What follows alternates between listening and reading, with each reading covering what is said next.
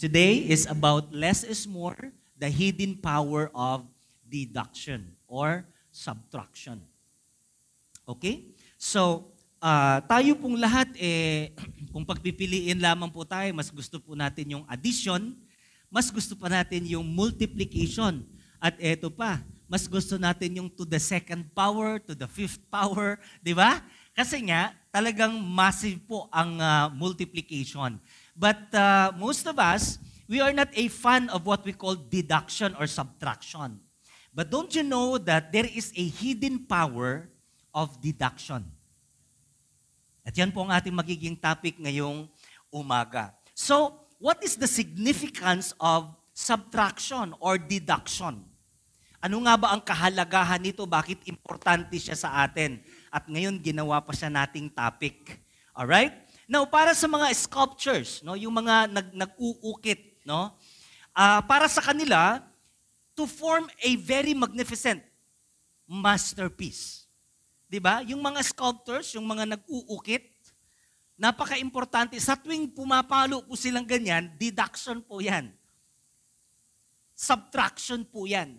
Pero, para sa kanila, ito'y napaka-importante sapagkat ito po'y gumuguhit. It forms a magnificent masterpiece. Para naman sa mga health advocates, mga kapatid, losing weight is better. Healthier. Amen. Yung mga mahilig mag-exercise, yung mga health conscious, no, mas gusto nila mas konti ang kinakain. Yung pagbabawas ay mas healthy kaysa doon sa katakawan. Ayan. So, now, doon naman sa mga mathematicians, okay? Ito pong subtraction is very important to keep the balance in the spreadsheets. Amen ba?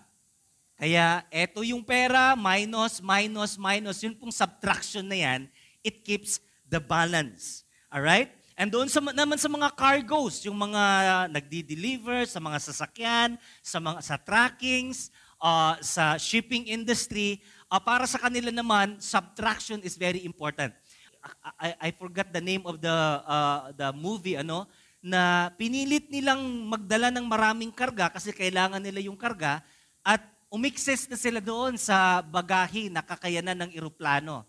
So, nakalipad naman yung eroplano pero hindi nagtagal, nag-crash siya, no? Kasi nga po, sobrang bigat na. So, para sa mga cargo companies, alright, subtraction is very important to keep the safety and the stability. Nandiyan ba kayo? Okay. And then, para sa mga minimalist naman, may mga minimalist ba dito? Para sa kanila, it gives them extra space, simplicity, and beauty. Ayan, no? So, yung kapatid ko si Sister Lance, minimalist yun. No? Talagang lahat ng mga gamit niya, pinamimigay niya to save space and simplicity and beauty. Ayan, no? So, sa bahay namin, hindi kami minimalist. Ang daming gamit, wala na kaming madaanan. No? Ayan, so, iba din, no? May mga tao talaga na napaka-importante sa kanila yan. Now, there's a guy by the name Mark Zuckerberg, no? Ito pong taong ito, kahit saan mo siya makikita, you would see him wearing the same shirts. Marami siyang t-shirts, pero iisang kulay lang. The reason, when he was interviewed, bakit ganun paulit-ulit lang yung t-shirt mo? Hindi paulit-ulit, isang kulay lang. Sabi niya, kasi it gives me simplicity. No? Other than that, yung decision making. Di ba minsan tayo pagkaligo natin, minsan si Pastora nauna pang maligo sa akin, pagka dating niya sa taas, nauna pa akong makababa. Kasi ang hirap talaga, yung marami kang damit, pagpipilian, anong susuotin ko ngayon, anong kulay? Are you following? So itong mga mayayaman, ganyan sila mag-isip, pare-pareho lang yung damit nila. Minsan nga, mas gusto pa nila na may sarili silang uniforme. Para to simplify, yung decision making mo is very important. Kaya minsan sa dami mong damit, di ba, di mo alam kung anong susuotin mo for that day. Sa dami mong pantalon, di mo alam kung anong susuotin mo. Sa dami mong sapatos, hindi mo alam kung anong susuotin mo. So, yeah, to make it simple, see, subtraction is very important. And I hope you get the point. Amen? So, para kay Jesus naman, mga kapatid, in John chapter 15, subtraction, alright, or pruning is very important. Bakit? Ito po ay nagpuproduce for great yield. Pag namunga po yan, tatanggalin mo yung mga dahon. Kakalbuhin mo yan actually. Nang sa ganon, mamunga pa siya lalo. So if you don't know how to grow a grapes, talagang magdadahon lang yan, panglilim lang siya. Pero ang purpose talaga ng grapes, hindi siya panglilim, kundi para magbunga. And it takes pruning. Puputulan mo yung mga dahon para magbunga siya lalo. So, again, para kay Jesus, para tayo ay magbunga. For the sake of fruitfulness and multiplication, merong tinatawag na subtraction or pruning. So, ito pong mga ideya na ito ay very necessary and napaka-importante po nito sa ating mga buhay. So again, let me raise this question. Why such a good God allows subtraction in our lives? Kung makikita niyo po dito sa picture natin, yan po yung mga naglalarawan ng mga typical na subtraction na pinahintulutan ng Diyos sa ating mga buhay. Amen? Yung isa nawalan ng trabaho. And then, you would begin to raise that question, well, bakit hinayaan ng Diyos na mawalan ako ng trabaho? Come on. At sabi nung isa, well, nagtatides naman ako, nagsusupport naman ako sa kingdom ni Lord, bakit ako ninakawan? Bakit hinayaan ng Lord na mangyari sa akin to? Sabi nung isa, tapat naman ako, maaga akong pumasok sa trabaho, bakit bumaba pa yung aking salary? Imbis na i-increase, na-demote pa. Come on guys. Tapos may mga sakuna, hindi natin inasahan, nasunugan, nabaha, nalindol. Tapos, eto pa, health conscious naman, naglilingkod naman kay Lord. Bakit nagsasuffer sa tinatawag na karamdaman? Disease. Okay? And worse, namatayan pa ng mahal sa buhay. Now, these are all subtractions in our lives. So the question is that, why such a good God allows subtraction in our lives? Number one, to simplify life. Subtraction is to simplify life. Let's open our Bible in Judges chapter 7 verse 16 hanggang 18. At ang sabi ng Bible, He divided His 300 men. Now, bago ko ituloy ito, just to give you background, eto na tinawag ni Lord itong si Gideon to lead the armies. So lumusob sila papunta sa isang lugar at doon sa lugar na yon may dala-dala siyang 32,000. Sabi ng Lord, sobrang dami ng dala mo. Pagka nagtagumpay kayo, pag i-grant ko yung tagumpay sa inyo, magmamayabang lang kayo na dahil sa inyong lakas, kayo ay nanalo. So, bawasan natin yan. Lahat ng mga mahiyain, lahat ng mga takot, pauwiin. So, umuwi lahat. Ang natira nila mga kapatid, 10,000. Madami pa din. Ang sabi ng Lord, sobrang dami pa niyan. Okay? So, bawasan pa natin, painumin nyo lahat, dalhin sa ilog. So, yung mga umiinom na diretso sa tubig, okay, pauwiin. Pero yung umiinom na nakaganon, okay, yan lang. So, a total of 300. Si Gideon po ay hindi po siya army. Hindi po siya leader. Lumaki po siya na talagang just like us at nagtatago. Takot na takot siya. So wala siyang leadership background, wala siyang military background. He was just like us. At para sa isang ordinaryong tao, bibigyan ng task na ganun kakomplikado, meron kang 32,000 kapatid. Sobrang hirap po niyan. Kaya yun pong subtraction ay nakakatulong sa kanya. Biruin mo, or imagine 32,000 na hahatiin mo yan sa tatlo. Gaano kahirap i-manage? So, the smaller, the easier to manage. Amen. The smaller, the easier to mobilize. And the smaller, the easier to maneuver. Mas madaling i-manage. Kaya ang sabi niya, dahil 300 na lang, yung 300 hahatiin sa tatlo. So, tigi ilan?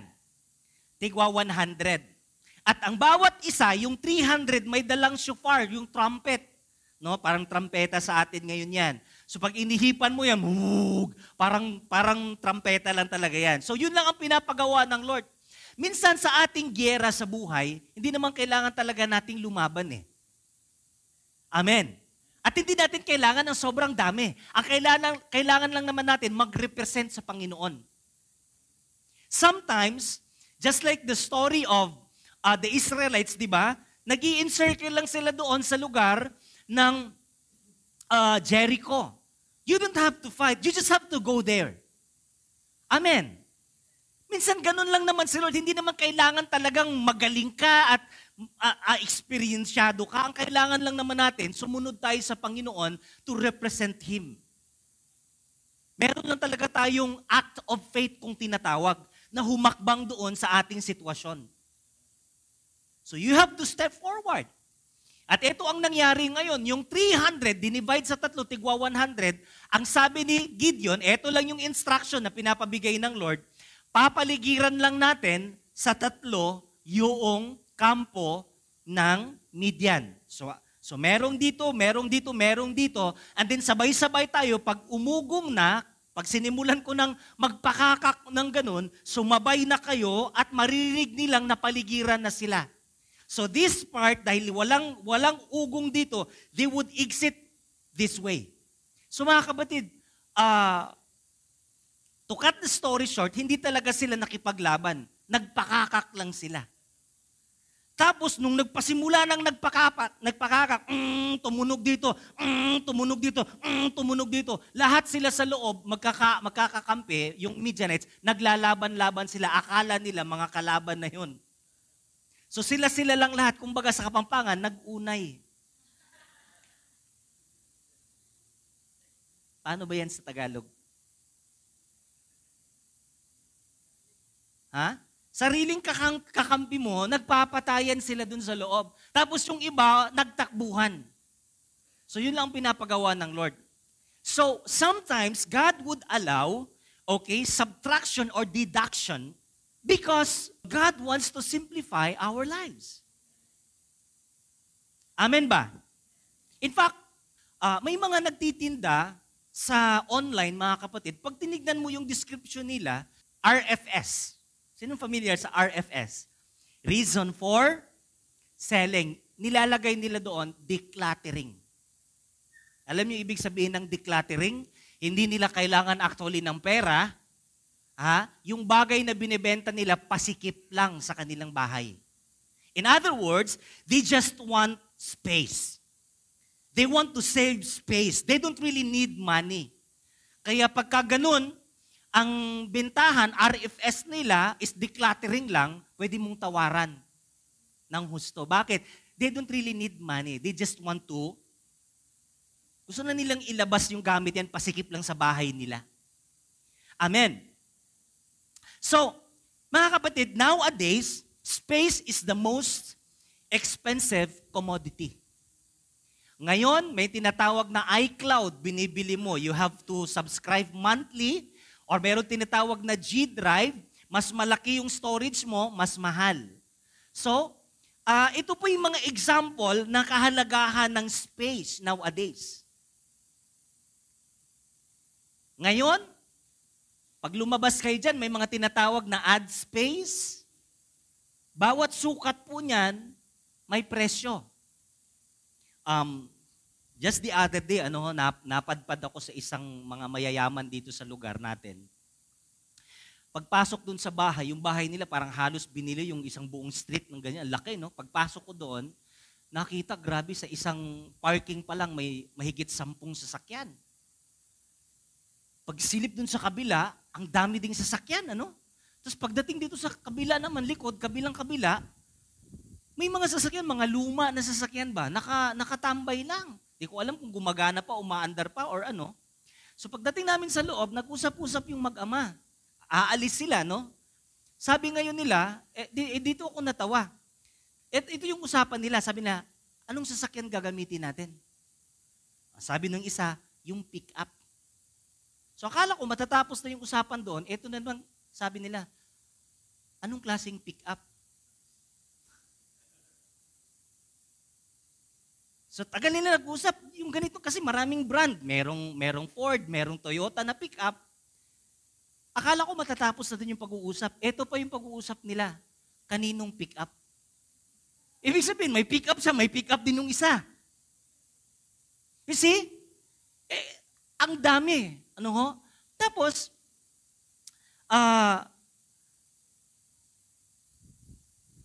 from there ba, no? Nabuo ko yung thought ba na anong pinagkaiba doon sa walang magamit kaysa doon sa hindi ginagamit? And sometimes, we are accumulating all these things, hindi naman talaga natin nagagamit. Amen. And minsan, hinayaan ng Diyos na mawalan ka ng ganyang bagay kasi hindi mo naman talaga need. Amen ba? Kaya kung may inaalis man si Lord sa buhay natin, yan ay sa ikakabuti natin. Na minsan sa buhay natin, meron talagang mga bagay na akala natin, kailangan natin. Pero hindi na talaga. Maybe, itong mga bagay nito nagkukos na sa atin ng stress, hindi na nagbibigay sa atin ng kapayapaan, most probably hindi na talaga nakakatulong sa iyo eh. And God is telling us, let go. Let go of those things. Amen? Di ba yung pinaka-classic na mga kasabihan natin, hindi mo makamtan yung bagong bagay, better things, kasi hawak-hawak mo pa yung luma. And you only have two hands.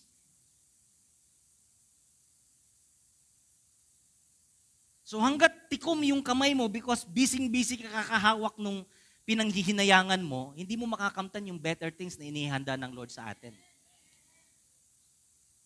Yeah? And sometimes, we have to let go and let God. So, again, if God is allowing these things in us just because He wants to simplify our lives. Mas simple, mas okay. Amen? Sabi nga ni attorney, nagkwentuhan kami, sabi niya, 70% of your accumulations, hindi naman talaga nagagamit eh. And that's true. Pagpasok ko nga lang dun, sabi ko, grabe, ang daming sasakyan, magagamit kaya nila to?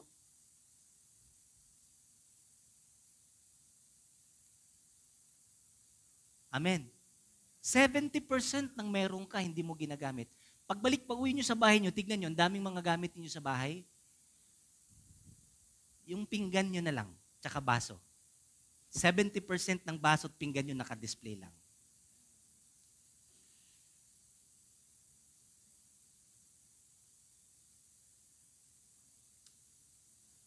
Hindi nagagamit eh. 70% ng mga damit ninyo hindi nagagamit. Meron lang 30% dyan, paulit-ulit mong sinusuot. Pero yung 70 nun, pasikip lang.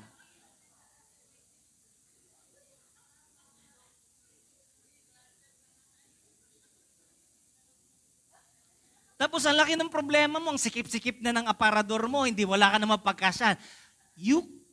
It's hard for you to let go of those 70%.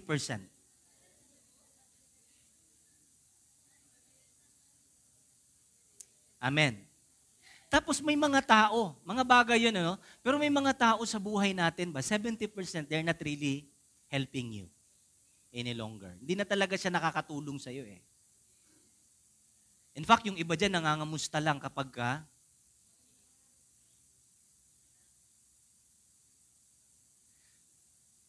but those 30% of your life are beneficial. Minsan hindi natin masyadong pinapahalagahan. Pero mas we cling on, we hold on to the 70% sa buhay natin, hindi naman talaga na beneficial sa atin. And sometimes, masashock ka, ma-amaze ka, Lord, bakit mo hinayaan na mawala ito? But in reality, hindi naman talaga na siya beneficial sa atin. So if God is letting those things, allowing those subtraction in our lives just because He wants to simplify Amen? Simplihan, mas simple, mas makakahinga ka.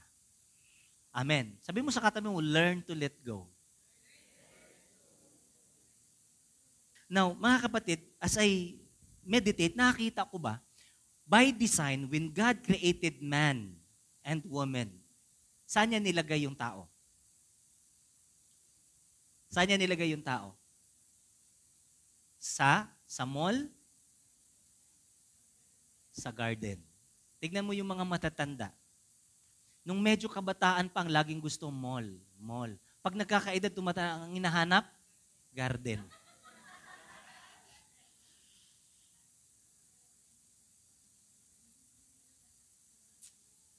Yun yung ating environment eh. Andun yung simplicity, nandun yung nature. We belong there.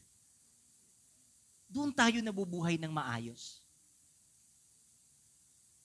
With all the gadgets that we have, the technology that we have, we are not designed for those. Nakakatulong siya sa atin, but at the end of the day, babalik at babalik tayo doon kung saan tayo dinisenyo talaga ng Panginoon. Amen. Kaya kapag yung mga kilala nyo, padilig-dilig na ng halaman, pabungkal-bungkal na, ibig sabihin, bumabalik na sa garden yan. Amen ba? Doon tayo nakadesenyo kasi. Learn to let go. You don't need those things actually. Amen ba? Para mabuhay ka for that day, para mabuhay ka for this year. I mean, you are too loaded. Para kang cargo ship na sobrang dami mo ng sakay, pinapahirapan mo na yung sarili mo. And you are not designed that way. Amen. You're not designed that way. So if God is allowing those subtractions in us, hindi dahil masama si Lord, hindi dahil unfair si Lord, He wants you to take some breath. Amen. Hingang malalim. You need to live for that day, so you have to breathe. Take a breath. Amen. So kung may inaalis si Lord sa buhay mo, hindi talaga inalis yan. Hindi talaga umalis yan, kundi inalis na ni Lord yan.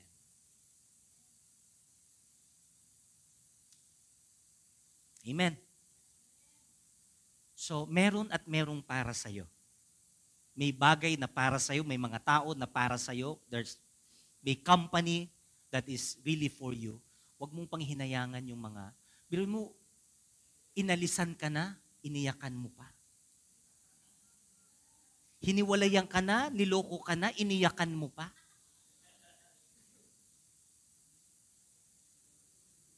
So, they could be the wrong people. Kaya ang tawag natin dyan, X. Mga kabataan, di ba?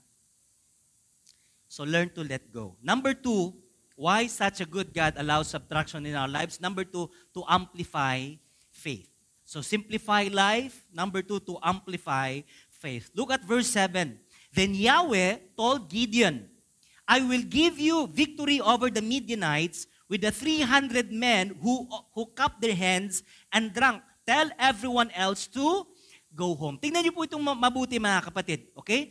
Then, Gideon heard about the man's dream and what it meant. He fell to his knees and worshiped Yahweh.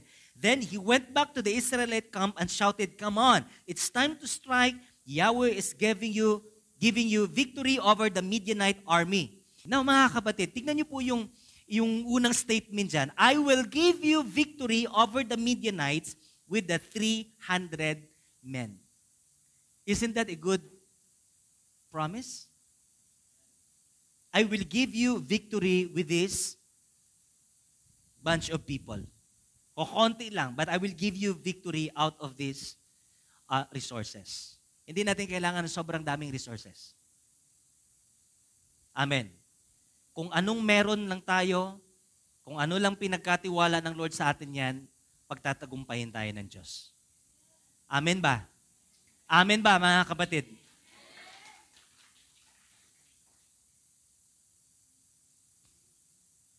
Naalala ko when we started our church 10 years ago, nangarap tayong bumili ng drum set.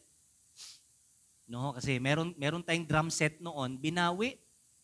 Pwede pala yun, may nagdo-donate ng drum set, tapos binawi, no? Sabi ko, di sige, bigay natin. Binawi eh. So, itong drum set natin na ito, 10 years ago, ang mahal nito. This was, I think, 50,000, ano? Hindi kasama yung mga cymbals natin. So, we step by faith, no? Di namin alam paano siya mangyari talaga. So, for us, when we started, talagang kakonti lang ng mga membro natin, mga kabataan lang halos, wala sa matinong tao na tumitingin sa ating kalagayan na may kakayanan tayo. Pero napatumba natin. Amen ba? Anong sabi ng Lord? With this 300, I will give you victory. Ngayon, magpapatayo tayo ng church at nagsisimula na. Wala tayong milyon. Wala tayong perang ganong kalaki para makapagpatayo ng ganon. But the same principles, ano sabi ni Lord? With this 300, I will give you victory.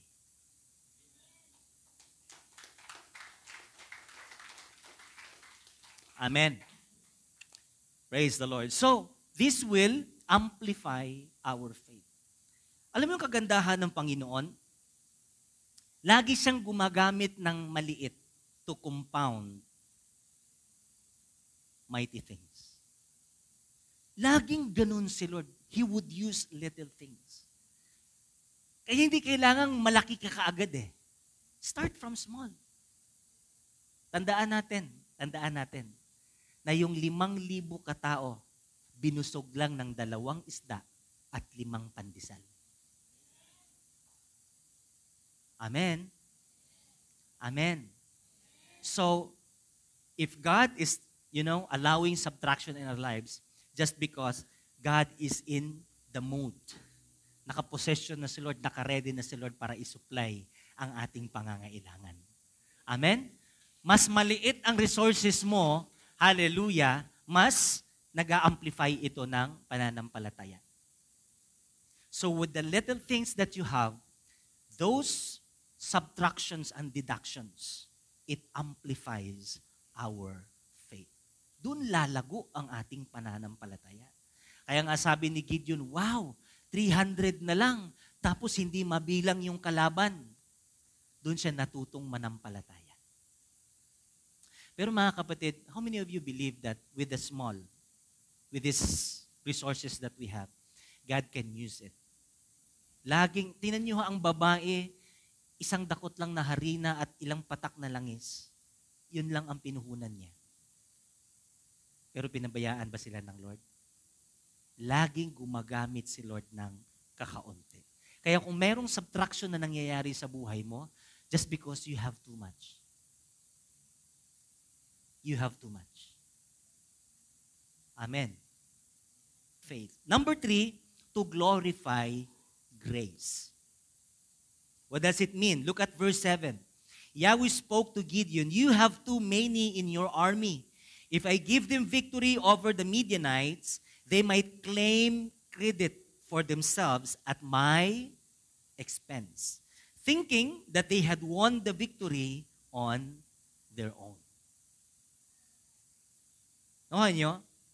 So, kung merong deduction na nangyayari sa buhay natin, kung merong subtraction na walan ka, no? Simply because you have too many resources. At ayaw ng Lord na kapag nagtagumpay ka, sabi mo, nagsunog ako ng kilay.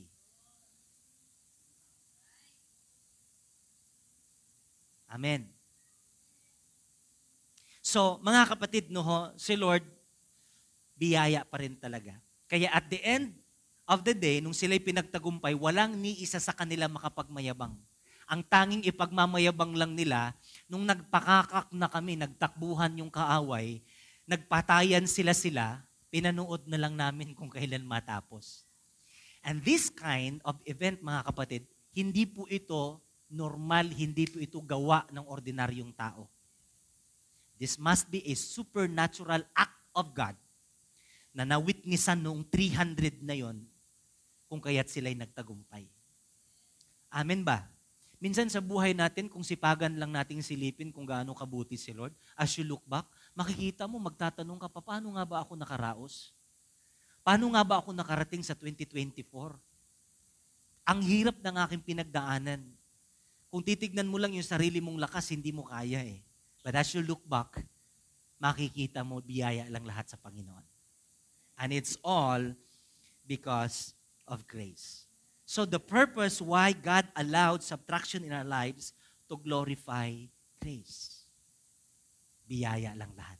Kaya yung ating mga bibig, pag tayo po ay may nag-appreciate sa atin, paano mo nagawa yan? Paano kayo nagtagumpay? Biyaya lang ang lahat. Paano ka nakapagtapos sa pag-aaral? Paano ka nakaraos sa araw-araw? Biyaya lang po ang lahat. Kapag nasa Kanya ang kaluwalhatian, lahat tayo panalo. Amen? Sige, palakpakan natin si Lord. Hallelujah. Of course, naghirap ka, nagsipag ka, nagsumikap ka, pero lahat yan, biyaya ng Diyos. Now, the last point is a bonus point kasi wala siya doon sa ating teksto. But this might give us encouragement. May strengthen po tayo nito. Number 4, to classify faithful. Anong ibig sabihin dito? To classify faithful, to classify us as heroes. Ito po yung kwento ni Job. Siya po ay marangal na tao, naglilingkod sa Diyos, tapat, subalit, nakaranas siya ng matinding subtraction. Maging si Job, walang dahilan para dapuan siya ng subtraction. Pero, maging siya po, hindi exempted. Dumanas din siya ng matinding pagsubok. At gusto kong basahin natin ito para tayo pong lahat ay ma-excite. Okay? So, are you ready?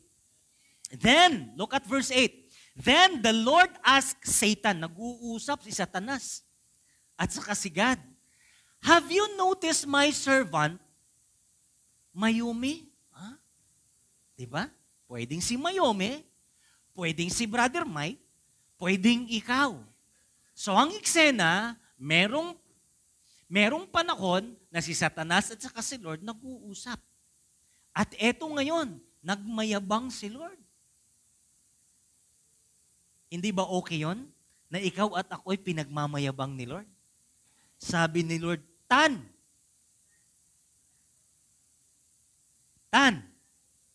yes Lord, nakita mo ba yung lingkod ko sa Angeles?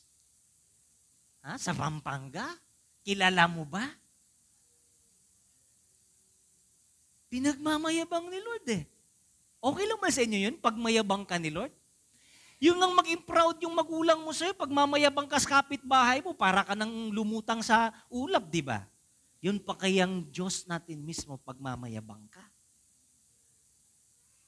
So this is to classify us faithful. Sabi niya, have you noticed my servant Job? He is the finest, the finest man in all the earth. A man of complete integrity. Pinagmamayabang Lord. Grabe yan, Kristiyano yan, matindi yan, may paninindigan yan. Pagkasalanan, kasalanan talaga. May paninindigan. Kaya sabi niya, he fears God. So ano daw yung may mga paninindigan? May takot sa Diyos. And will have nothing to do with evil. Hindi gumagawa ng kasamaan. So, Satan replied, ito ngayon yung banat ni Satanas, Yes, Job fears God, but not without good reason. Kaya lang naman siya naglilingkod sa'yo, pero walang sapat na dahilan. Sabi niya, you have always protected him and his home and his property from harm. You have made him prosperous in everything he does. Look how rich he is. Parang sinasabi ni Satanas, kaya lang naman naglilingkod sa'yo yan kasi pinagpapahala mo.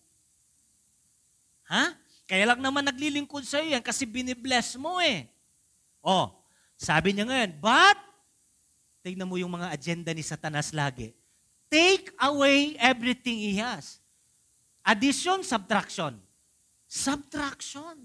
So yung subtraction, hindi gawa ni Lord yan. Pero, minsan, inaalaw.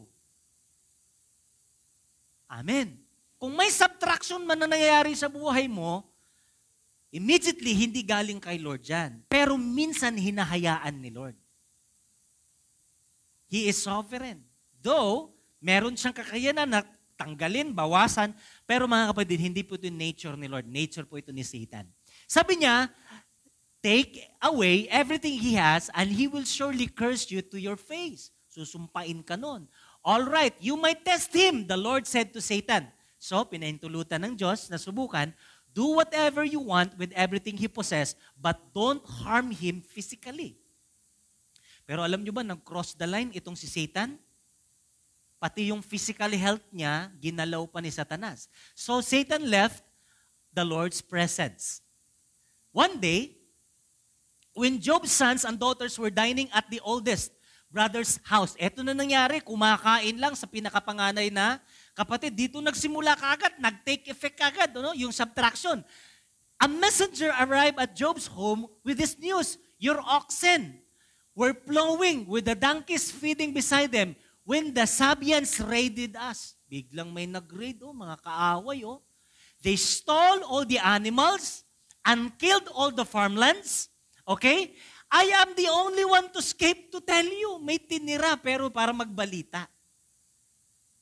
And then verse 16. While he was still speaking, another messenger arrived with this news.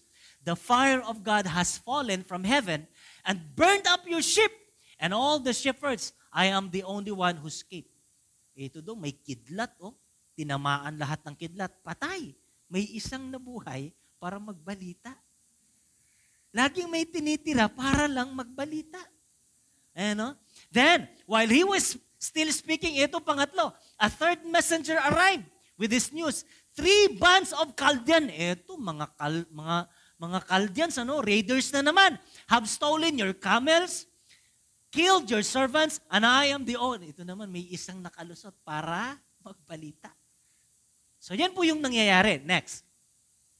While he was still speaking, another messenger arrived with this news. Your sons and daughters were feasting all these brothers' home. Suddenly, a powerful wind swept in from the desert and hit the house. Eto, may biglang hangin. Natumba lahat. The house collapsed and all your children are dead. I am the only one who escaped to tell you. Kasaklap. Sunod-sunod to. Isang araw lang. Ilang subtraction. Dami. And then Job stood up and tore his robe in grief. Siyempre, nalungkot yung tao kahit gaano kakatibay sa Panginoon. Then he shaved his beard and fell to the ground before God. Ito sabi niya, I came naked from my mother's womb and I will be stripped of everything when I die. The Lord gave me everything I had and the Lord has taken it away. Praise the name of the Lord. Ano dong ginawa niya? Matapos lahat ng subtraction, nagalit? Hindi po. Matapos lahat yung subtraction, yung tao nagpatira pa at sumamba sa Diyos. Yan yung ganang katindi si Job. In all of this, Job did not sin by blaming God. Na ito yung last verse. Pagdating sa chapter 1 yan, binasa natin, pagdating sa chapter 42, yung last chapter ng buhay niya, basahin natin lahat. 1, 2, 3, go! The Lord restored his fortunes. In fact, the Lord gave him twice as much as before. Palakpakan natin ang Panginoon. So when God allowed subtraction in our lives, that is to classify faithful. To classify as faithful. Tanong, sa tuwing nasa panahon ka ng subtraction, kaya mo pa bang yumuko, magpatira pa at sumamba sa Diyos? Sa oras ng subtraction, tayo ba ay mala Job na nandun pa rin, umaasa sa Panginoon, naglilingkod sa Kanya? Kahit talikuran ka ng mga kaibigan mo, talikuran ka. Kasi ito tinalikuran ng asawa Yung asawa na lang dapat na mag-i-encourage sa kanya, yun pang Yung Diyos mo, sumpain mo, gumaganon pa eh. Tinalikuran siya ng lahat, pati mga kaibigan, trusted friends niya tumalikod sa kanya. Pero alam niyo po, pagdating sa chapter 42, the Lord restored His fortunes. At hindi lang ni-restore, dinoble pa. Mga kapatid, laging merong chapter 1 sa buhay natin. Expect mo na laging may chapter 1 sa buhay natin. Pero huwag mong kalimutan at huwag kang mag-give up. Bakit? Darating din yung chapter 42 sa buhay mo. Ha? Sabihin mo sa katabi mo, nasa chapter 1 yata ako ngayon eh. Amen. Amen. Amen. Ha? Ha? Tanungin mo yung katabi mo, anong chapter ka na? Ha? Anong chapter ka na? Ha? Kasi mga kapatid, darating din yung chapter 42 sa buhay mo. God will restore everything that you have. At hindi lang i-restore ng Lord, dodoblehin pa na. Tayo pong lahat ay tumayo. Hallelujah! Praise God! So why such a good God allows subtraction in our lives to simplify your life? Amen? Pagagaanin lang ng Lord ang buhay natin. Amen ba? Number 2, to amplify faith. Number 3, to glorify grace. And then to classify faithful. Gusto ng Lord mapabilang tayo doon sa mga tapat. Amen ba? In closing, what will you do when God allows subtraction in your life? Anong gagawin natin? Let me leave you 3 points. Well, we will pack this truth and take home 3 things. Number 1, embrace. Amen? Kung darating man sa iyo yung subtraction moment, deduction moment sa buhay natin, anong dapat gawin? Embrace. Yakapin mo. Makakatulong sa iyo yan. Huwag mong takasan. The more mo tinatakasan, napapatagal lang yung chapter 42 sa buhay mo eh. Amen ba?